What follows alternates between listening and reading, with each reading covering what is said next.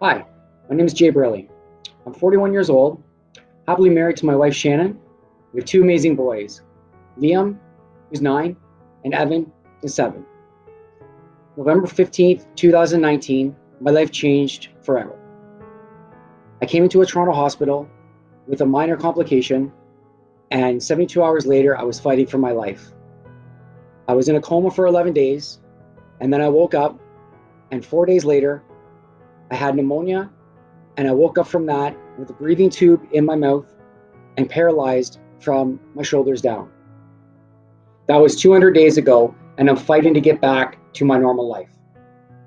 I can move my head and my shoulders, and I've gotten a little bit of mobility back with moving my arms, but I can't lift anything and I can't move. I'm stuck in a wheelchair or my bed. I rely on 24-hour care.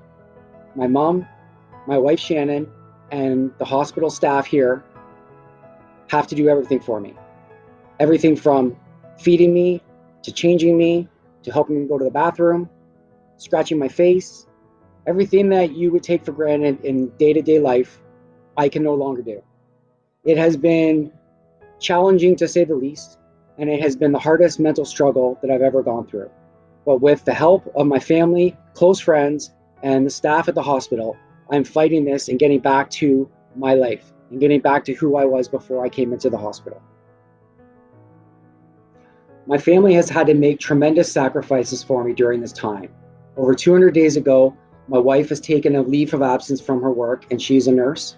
My mom is retired, and my sister's a teacher, and she's taken a stress leave from work.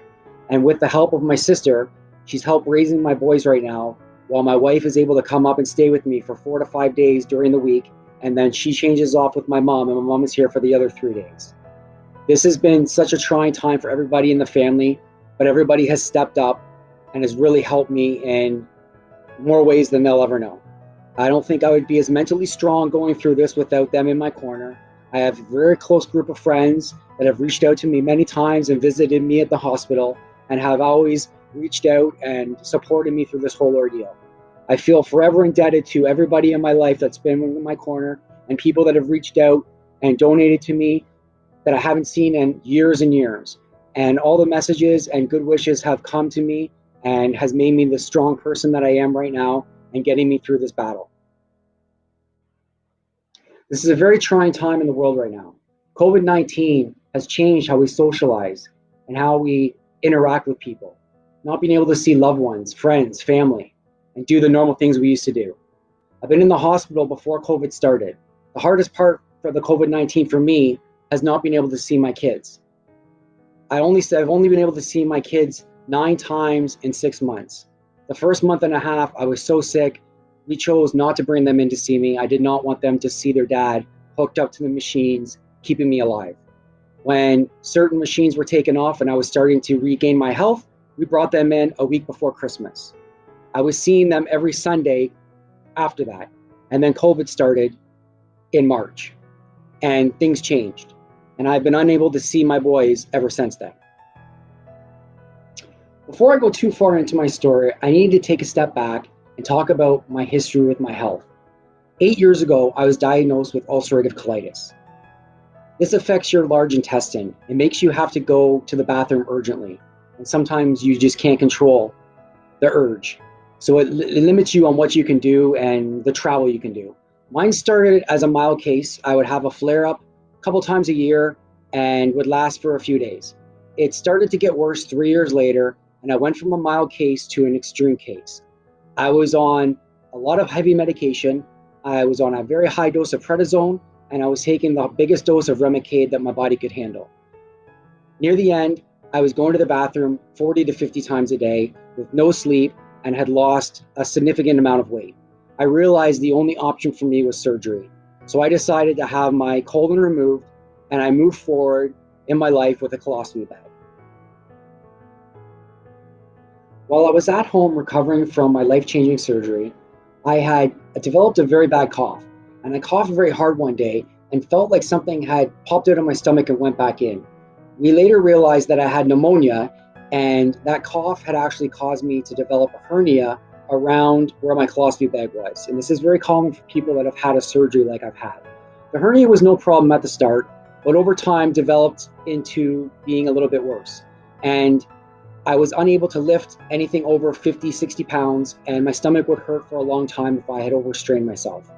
The last year, I had developed blockages where I would eat food and it just would not pass through my stomach anymore. It started mildly where the blockage would only last for 4 to 5 hours. And we Googled things to find out how to unblock the blockage. And crazy enough, drinking a can of Coke will actually eat away at the food or whatever is blocking in there and can dislodge it. I also would drink warm peppermint tea, or I would have a warm bath and bring my legs and knees up to my chest to kind of lodge it out. This seemed to work. I had had 4 or 5 blockages, but they were definitely getting longer and longer, going up to like 7 to 8 hours and excruciating pain. On November 14th, I had went to a concert with my sister and one of my best friends, Melissa, and her partner, Mike, and we went to see the Arkells. When I got out of the truck that my sister dropped me off in later that night, I had noticed that I had a blockage. Later that night, that blockage developed into something that I had never felt before. I knew something was off. My wife was working nights that night. I was home alone with my 2 boys that were sleeping. I knew something was wrong. The pain was unbearable and nothing was working. I was trying to drink Coke, having baths, doing everything I normally did, but nothing was working.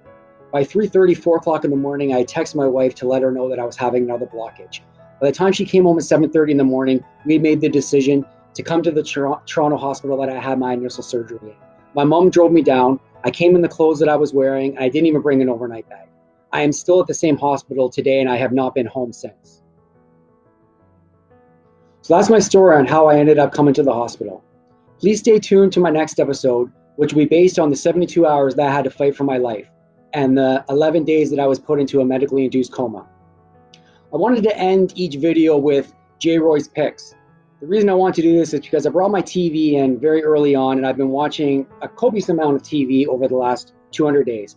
I've got the nursing staff and doctors that are constantly asking me what to watch and what's new. So I thought I'd put a Jay's picks on here for the top videos and things that I've watched as of late. With Netflix, Dead to Me, Waco, History 101, and The Last Dance. Crave, Succession, and if you're a WWF fan like I was back in the day, The Dark Side of Wrestling. Amazon Prime Video, Modern Love, and Little Fires Everywhere, which just came out last week, which is really good. Thanks for taking the time to watch my video, and please subscribe down below.